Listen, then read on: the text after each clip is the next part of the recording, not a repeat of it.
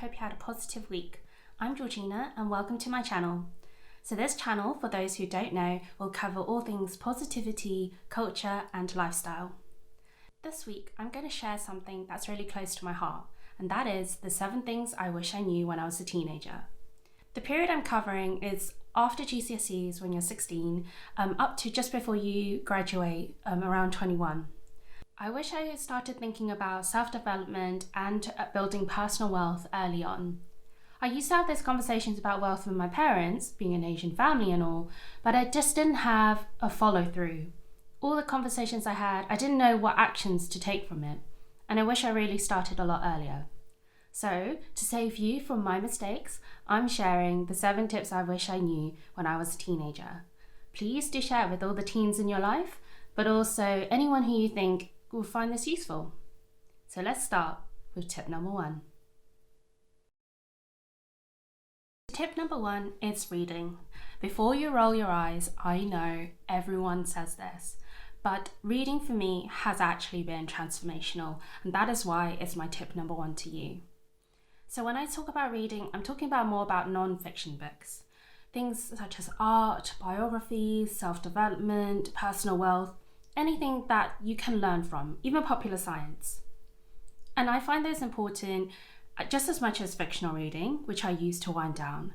But with non-fiction, you get to learn something that someone's already done.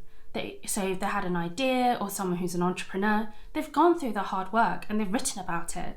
So you don't need to do the mistakes they did, and you learn your own path. I used to read a lot when I was younger, but I stopped by the time I was going through university and after GCSEs. But that's because you were so busy and focused working on your subjects. And I understand it's a lot of hard work. But I realised it really narrowed my vision of the world.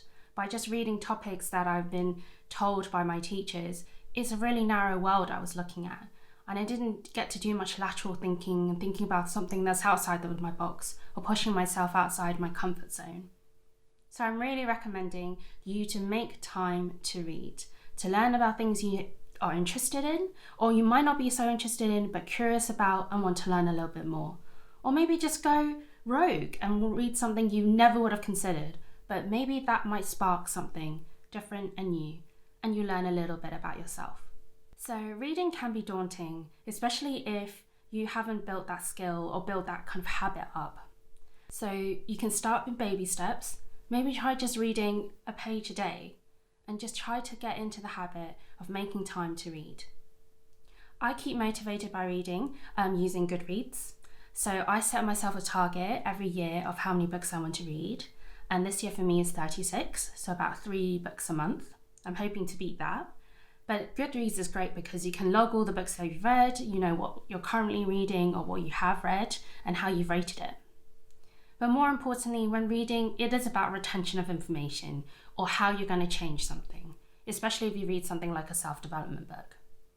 So I am a very visual person, so I have to write things down. So for me to retain information, I have a separate notebook summarizing key learnings I've learned from the book, or I've highlighted something in my Kindle so I can go back to it when I need to. For some of you, I understand reading, it's just not your thing. So maybe try podcasts or reading or listening to audiobooks. I'm not very good at those, so I've never tried it. But I think learning to read is still an important skill. And that's whether you can skim quickly and retain information is something that you can build. So invest in yourself, pick up a book and start reading. Tip number 2 is active listening. In a world where you're bombarded with information and content all the time, active listening is really hard. Active listening is when you completely focus on the speaker without distractions, listen and thoughtfully hear what they're saying, and respond if necessary. I think it's one of the greatest skills that you should practice, and I've put it above tip number 3, which is being able to communicate with others. Have you ever found yourself when talking to someone that you're thinking about your next argument to counter their point, but not really listening to what they're saying? Or maybe it's a topic that you're not really interested in, so you're trying to think of how to change the conversation so that you can become interested in it, or it's about you again.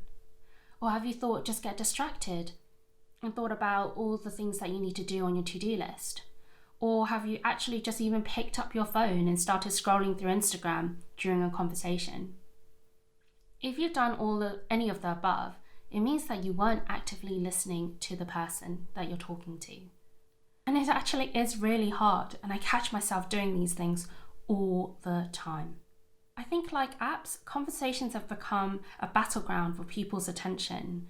Have you ever felt that you need to speed up what you're trying to say to a friend or a family member just so that you can catch that moment of attention from them before they return to their phones or return to work and doing something else? Everyone wants to be heard, but we've grown up not practicing how to actively listen. So tip number 2 is to encourage you to have the courage to listen to others and really give them your time and attention when someone else is speaking, and be free from distraction and not looking at your phone or glancing away. Give the gift to someone to be heard. When you actively listen, you'll be surprised of all the things that you hear, all the subtlety in the changes of someone's tone or message they're trying to provide you. You learn so much more when you truly engage with someone and truly listen to them.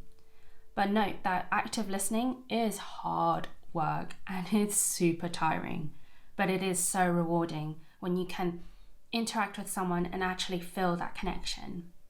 I think as a teenager, I didn't feel like I was heard a lot of the time. I felt that parents and teachers had their own agendas and they were always trying to dictate what you're trying to do and not really listen. But I also realised I wasn't doing the same thing. I wasn't truly hearing what they're trying to tell me or try to understand what their fears were when they were trying to tell me to do something. But if I actively listened, I think I would have got a lot more out of the conversation, and I would have connected with my parents and my teachers on another level where actually a real engaging conversation and positive conversation could have happened.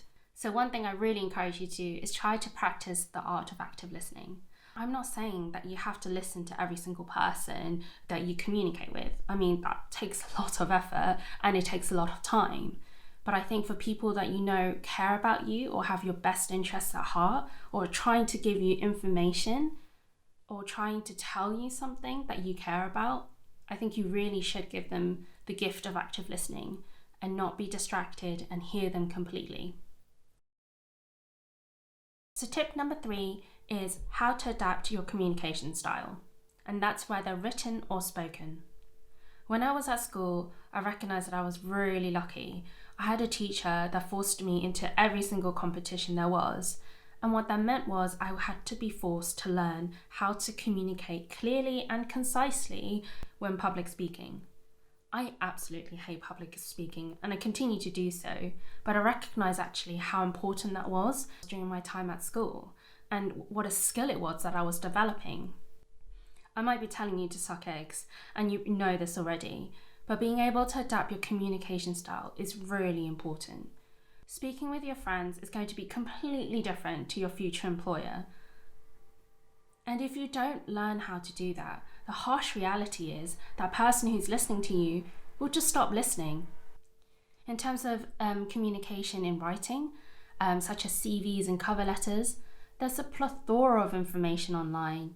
Google it, there's loads of job websites that give you examples and templates. Copy and paste different texts and different paragraphs that you like and it feels like the way you want to describe yourself and talk about yourself. Tip number 3, communicating differently and adapting your communication style is really an investment for yourself. Being able to read the situation and know where you are and communicate in that way is a key skill for anyone. So tip number 4 is all about networking. I absolutely hate networking. As an introvert, I find it really, really hard. But I've had some mentors in my days and talking to loads of people, networking has been the ones that's given me the most return. And this is why I want to share and encourage you to do the same. So when I was at school, I don't think LinkedIn exists yet. That probably shows you how old I am. Or it might have, but I didn't know that it was a tool I could use. LinkedIn is not just for people who have a job or have a career already. You can enter your education information in, and that is more than enough to have a profile. Obviously, if you had a job, it just makes it a little bit more interesting. But LinkedIn is an amazing tool to network, and I'm encouraging you to use it. So when you're trying to find more about a career or trying to find about a company you want to work for, one, they probably have a LinkedIn profile, like an organization profile. So do check it out, find it. They have posts on there, they have their latest news. So read what they're up to, or go on their website to find out more on their updates. So this is like the information gathering stage. But nothing is more valuable than inside information from someone like HR or someone who works in the department that you want to work in. You can find these employees on LinkedIn, and there's nothing stopping you to send a message to say, "Hi, I'm Georgina. I love what you do. I find your profile interesting. Can we have a chat? Or can we have a meet up for a coffee?" if you're allowed to, wherever you are, just so that I can learn more. So by being able to message someone and say, "I really like what you do. I'm interested in the company you work for. I find your profile interesting. Can I learn a bit more about you?" I find that a lot of people would listen and respond. The worst that can happen is they ignore your message or they say no. But the upside is actually exponential. You'll be so surprised how much you can find. And there's so many interesting people out there. So give yourself the opportunity to network and learn a bit more. Back in the day when you were allowed to go to conferences, I really recommend doing that. It is a bit awkward because normally as a teenager, you probably won't find it that interesting. But go with someone, maybe someone can go and support you and chat to people. If you're looking for an internship, for example, you can talk to those people and ask where they have it, or really interested in your company, can I learn more and pick up information?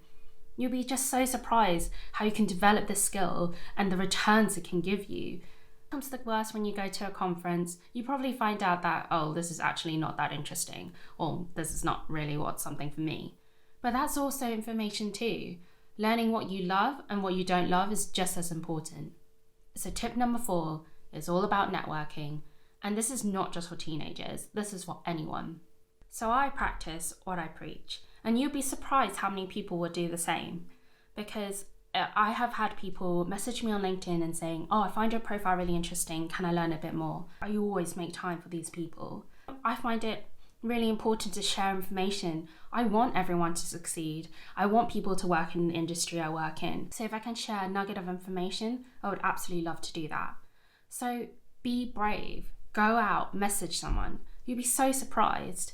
And if I know that you are still in school and you're just trying to learn more, I would give you even more time. And that is because what you've proven to me is, you've actually thought about your future and you've taken the initiative to message me and connect with me. And so I would give you time so I can share whatever information I can to make sure that you succeed. And you never know. You might not get a return now, but you might have someone later down in the years when you're like, "Oh, I remember this person I talked to. I wonder if they're still in that industry that I'm interested in. Or maybe I can message them to see if I can reconnect." Networking is a critical skill, and you don't need to learn that when you're an adult. You can learn it early, and you probably can see the returns even quicker than I did. So tip number 4 is work on your networking. So tip number 5 is about work experience and part-time job. I think I'm starting to show my age when I'm asking this question, because what do students do now during the summer holidays? Well, what do you get up to in the summer? Because I remember by the time I turned 16, I had to do work experience, and my boyfriend got a part-time job to save up for a car. Now, I remember when I was a teenager, I was huffing and puffing, and because I really didn't want to. I just wanted to have a chilled out summer and just enjoy myself.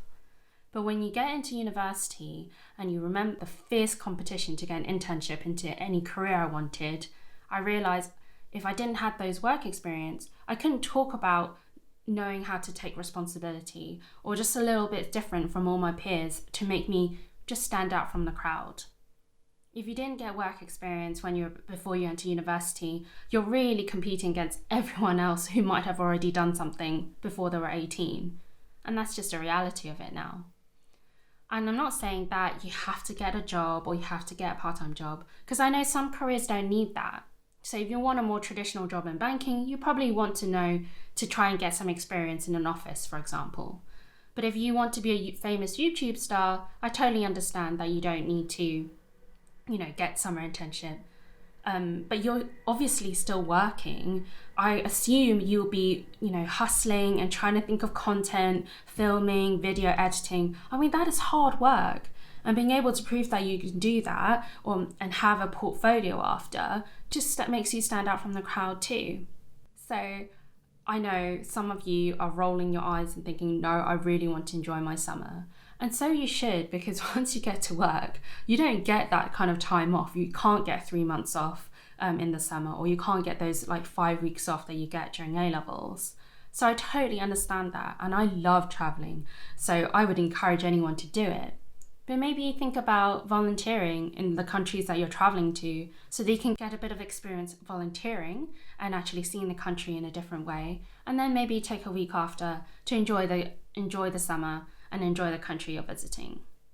But just think about how you can maximize your summer just so you can add something to your CV or just to get some life experience and do something different. So tip number 6 is all about future planning. And had to choose the subjects that I was going to take for A-levels, I was absolutely scared shitless. I was thinking if I made the wrong decisions, I will become destitute and I'll be poor and I'll be homeless and no one would love me. I know, it sounds dramatic, but that is what I thought at the time. I thought these key decisions and these key milestones that I had in my life would impact what I was going to do. And it really, really scared me. I'm not saying you should do that. I'm saying that's completely unhealthy, so don't do what I do.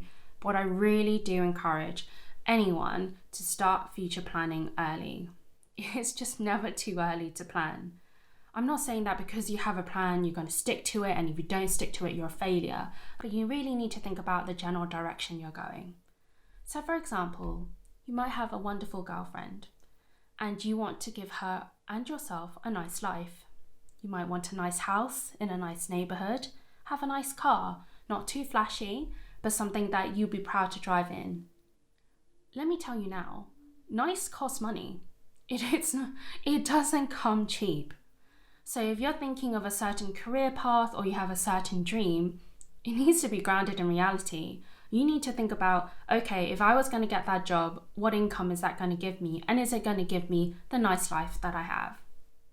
And if it doesn't, you've got 2 options. One, to change your dream. This is not the right option, by the way.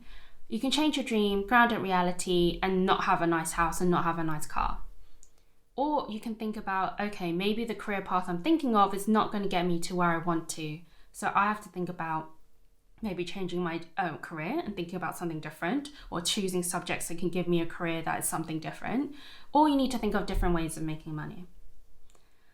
I'm going to tell you now, and this is going to be horrible, but it is the reality. Money will stress you out. When you get older, money will stress you out. 100%, I'll guarantee it. Whether you have too much money or too little money, you're going to get stressed out about it. And it is also something that you will talk about amongst your friends. Money will sneak itself into any conversation that you have.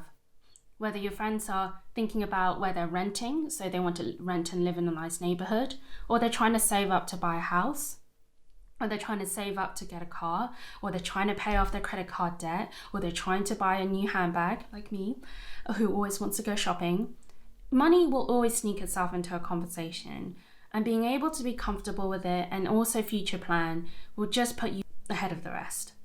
I wish I thought about future planning early on. I had this ideal where I didn't think money was that important, and I didn't think future plan it because I thought everything will work out.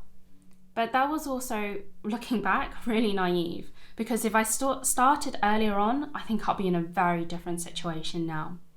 So what I'm telling you is now, not necessarily you have to keep thinking about money in your future planning, but really to think about what you want to do and what kind of life you want to have. Because by starting early and laying the right foundations, you will be able to enjoy the fruition of your hard work earlier. I love and I want a bougie lifestyle. This is a fact. I'm explicit and honest about this. My families and friends know this. And I'm really lucky that my boyfriend and I are financially orientated the same way. I push him to strive for better, and he also pushes me to strive for more. I really wish when I was younger that I accepted this fact that wealth is actually one of my core values instead of hiding it away. For me, money is a foundation to enable me, to push me to do something that I want in the future. And it gives me options to do what I want. So money might be controversial and a lot of people don't want to talk about it, but future planning isn't controversial. By doing it early, thinking about it early, you can start working on your dreams early. And by doing that, it means that you can enjoy your fruits of your labor even earlier. And you're not having to wait until you're like your 40s and your 50s to enjoy a really comfortable life that you want for yourself. So future planning is critical, and future planning is all about investing in yourself. Try thinking about future planning and finding your North Star. So tip number 7 is all about building your financial literacy. So this is understanding the different types of bank accounts, credit cards and debt, different investment types, taxes, for example. And I encourage everyone to even start before their teens if you can, because basic financial knowledge is really, really important. As a teenager, you'll be thrown in the world of finance really quickly once you leave school. So when you go to university, so you wish to do so, you would suddenly realize there's a lot of financial jargon you probably have never seen before, or never heard before. So such as student accounts and credit cards, managing your credit cards, student loans and managing your student loans. It's really, really scary. And not being prepared for it just means that you're on a back foot and you start making decisions that might not be right for you. So this is why building financial literacy early on is so important and so critical. By getting ahead and learning the foundations of finance, I think it just makes everything a little bit more manageable. I still have a lot of friends and families in their late 20s who are still struggling with some basics of finance. And we talk about it a lot and they come to me for advice or just a little bit more clarity, because it is scary. And let's be honest, the finance industry has made it difficult for everyone.